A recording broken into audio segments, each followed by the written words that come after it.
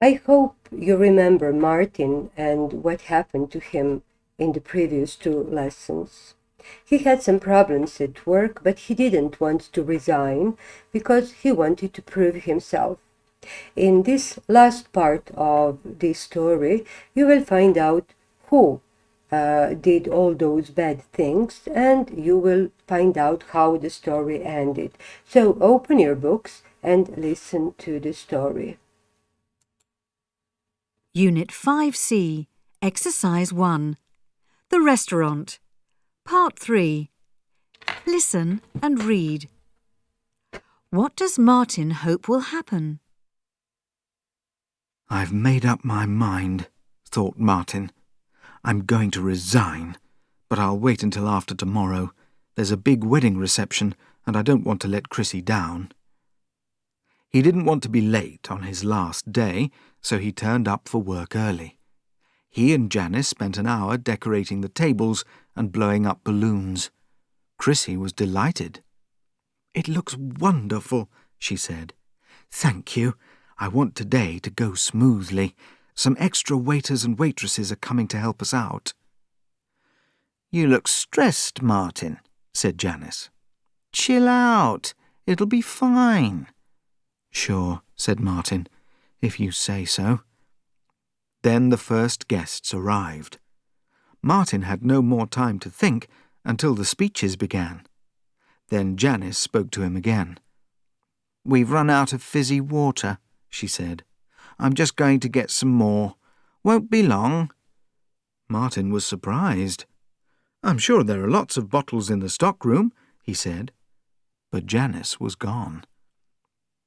The reception was nearly over. The guests waved goodbye as the bride and groom set off for their honeymoon. Then everyone started to leave. The extra staff left too, and Martin and Janice began to clear up the mess. The bride's parents were saying goodbye to Chrissy.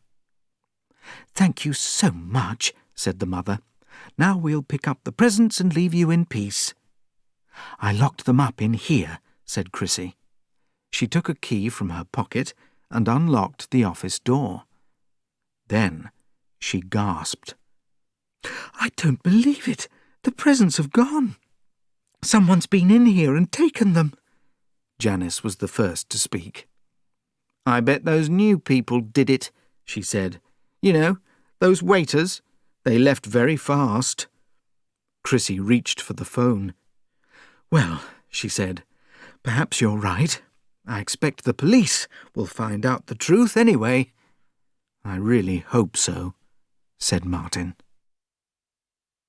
Not a single day without a problem. But today they have a very big problem. Martin hopes that the police will find out the truth. But let's see if you understood the lesson well. Here are some questions in the exercise 2, and I want you to answer those questions in your notebooks. When you finish, I will show you the answers. Okay, I hope you did it. Here are the questions as well as the answers. I hope that you did it in the similar way. Of course, your answers don't have to be the same as this, but they have to carry the same meaning. But this is not the end of our story. To find out what happened in the end, we will have to listen to a conversation between Martin and Scott, who is a detective. Let's find out what they were talking about. You don't have that in your book, you just have to listen in order to find out what they talked about. Unit 5C, Exercise 6. What do you think happened to the presents? Listen to Martin's conversation with Scott. Were you right? So, tell me all about it, Martin. How did the police catch the thieves? Well, it was simple, really. There are security cameras in the car park behind the restaurant. The police looked at the films and found out what happened. And what did happen? Well, it was Janice, of course. I guessed all along. but I wasn't sure how she did it. So how did she do it? She's got a boyfriend. He's called Toby. He comes into the restaurant sometimes. Anyway, he was outside in the car park, in his car. He just sat there in his car and waited. Janice went out to the car park to join him? No, she didn't. When the speeches started, she unlocked the office door and went in. Nobody noticed because they were all listening to the speeches. Ah, so she locked the door behind her? Yes. Then she just opened the window, handed the presents to Toby, climbed out through the window and came back into the restaurant.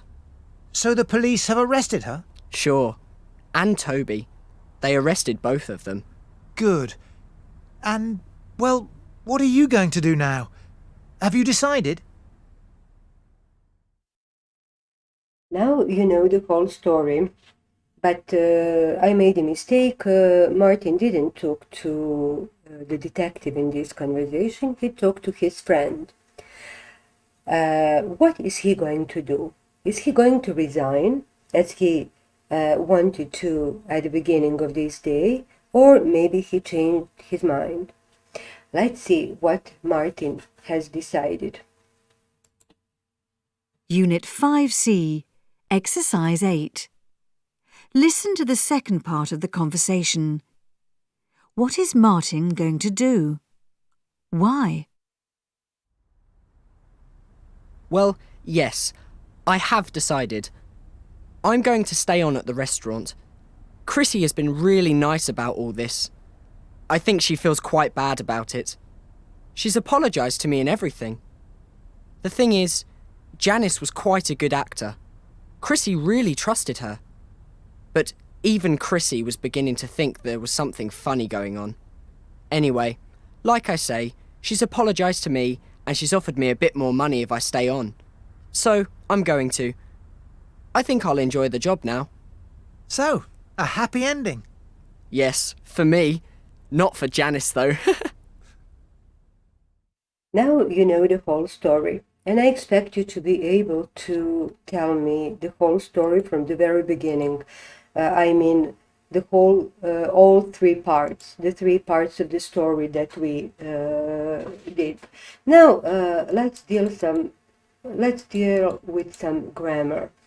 Today we are going to talk about phrasal verbs, and in the first part you just have a couple of phrasal verbs and their meaning, and here you will learn how to make a phrasal verb. And the second part you will find out how to put an object if it is used with a phrasal verb. Let's see the presentation and everything will be clear to you then. You know that phrasal verbs are very often used in English language. You know lots of them. They consist of a verb and a preposition or an adverb, and sometimes they can consist both preposition and adverb. For example, if we have a verb and an adverb, there is an example: look up. Verb and preposition: look after. Verb, adverb and preposition: look forward to. This is how the phrasal verbs are formed. But if you have an object following the phrasal verb, then the object can have different positions. If the object is a noun, then it can be after the whole phrasal verb or after the verb and in front of the preposition or an adverb. But if the object is a pronoun, it can only stand after the verb in front of the preposition. Of course, there are some exceptions, and you have a couple of them here in your books. This is something that you are supposed to write down in your notebooks, so I will let you write it down. Please do that.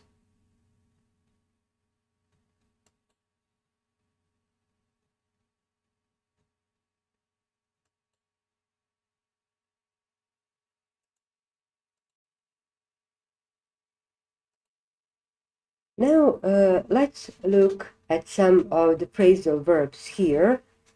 in your student's book. Look at the exercise 4. You have 7 phrasal verbs and you have their meaning here. You have to match the phrasal verb with its meaning. Do that and I will show you the answers.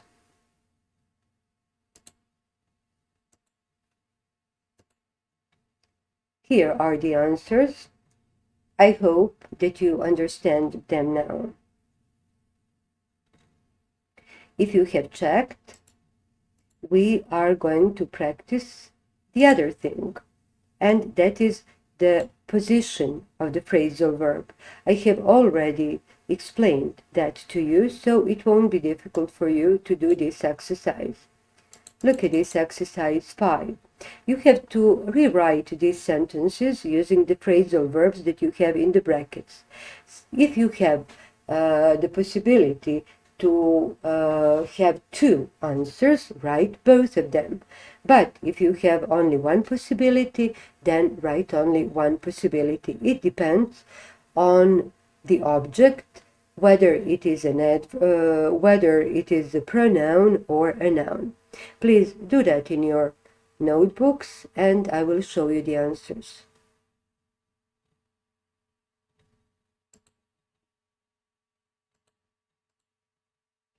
Here are the answers. In some sentences you had 2 possibilities, but in some of them you only had one possibility. So let's see what we did today. Today we finished our lesson, the restaurant, and now you know the whole story from the very beginning to the end. You know who was the one who stole the money and who stole the presents. I expect you to be able to talk about the story. The second thing that we did were the phrasal verbs. You learned how to form the phrasal verbs and where to put them if you have, where to put an object if you have an object with a phrasal verb. Now let's see your homework. For your homework, you have to do the exercises in your activity book. The exercises are connected with phrasal verbs as well as with reading and understanding the text. So those are pages 44 and 45 in your activity books. That would be all for today. Goodbye.